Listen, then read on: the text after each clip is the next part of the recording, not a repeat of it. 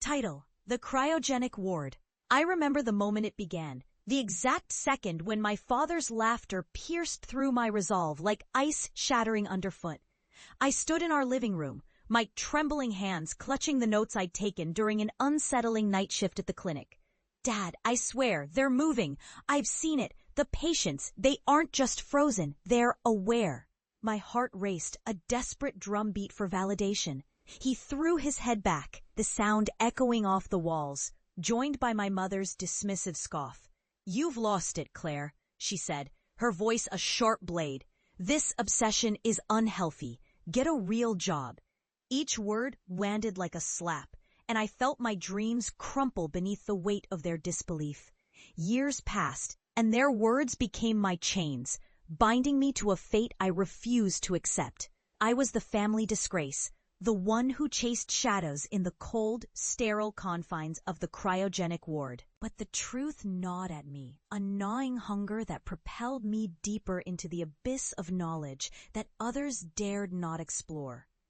I pored over every document, every piece of research that hinted at a consciousness lingering in those frozen states, a whisper of life that mocked the very concept of death.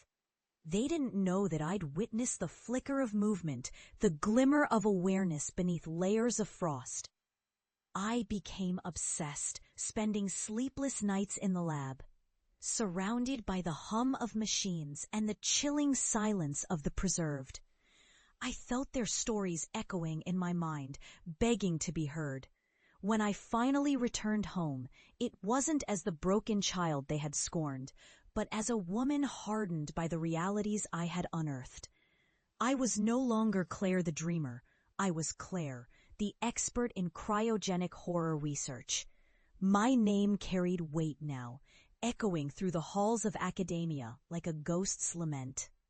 I had survived what they couldn't even begin to comprehend, and the world was finally waking up to the horrors I had unveiled.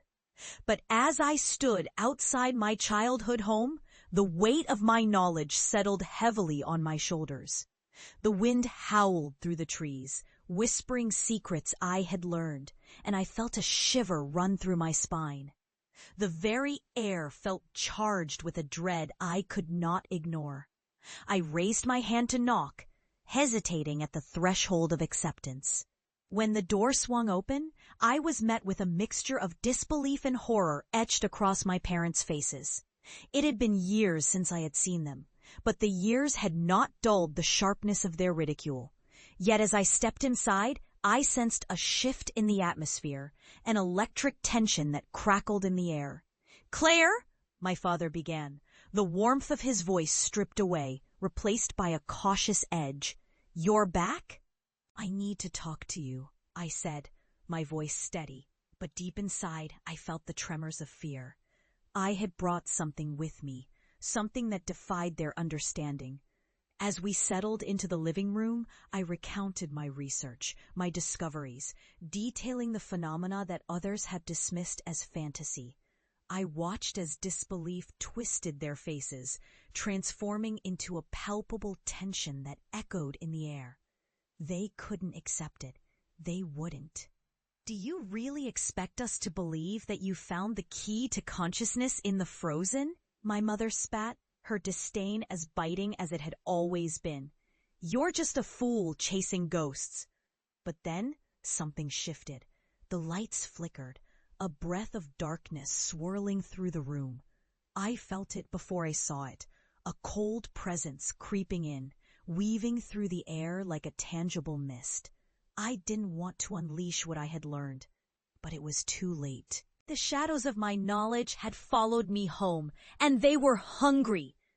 "Mom, Dad," I said, my voice trembling now with a mix of terror and resolve. "You need to understand. They can hear us. They can feel."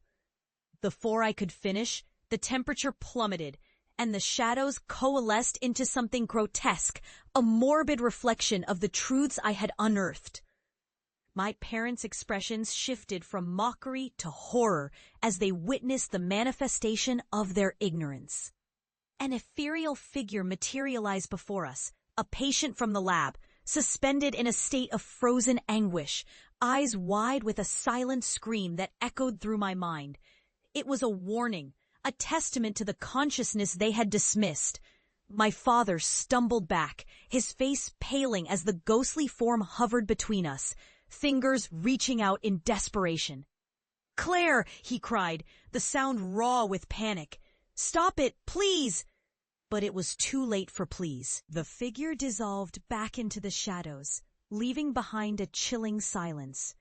I stood before them, my heart pounding as I realized the gravity of what they had witnessed. They had mocked me for daring to explore the abyss, but now they stood at the precipice of its dark truths. "Do you see now?" I whispered, my voice barely audible above the rushing silence. "There is no escaping what lies beneath. You've laughed at horrors that are all too real." As I turned to leave, the weight of vindication settled over me like a cloak. Their disbelief had cost them dearly. They were no longer the omniscient parents, but frightened spectators of a world they had refused to acknowledge.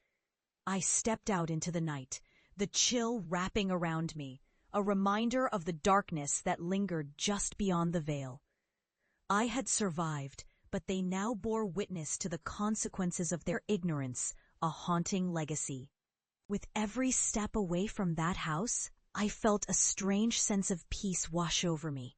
I had faced the horrors of the cryogenic ward, and though I left my family behind, I took with me a chilling reminder of the truths hidden in the cold, dark corners of life. As the shadows of the night enveloped me, I whispered a silent goodbye. They may have ridiculed me, but now they understood. The horrors we dismiss can return with a vengeance, and sometimes it is we who become the nightmares we ignore.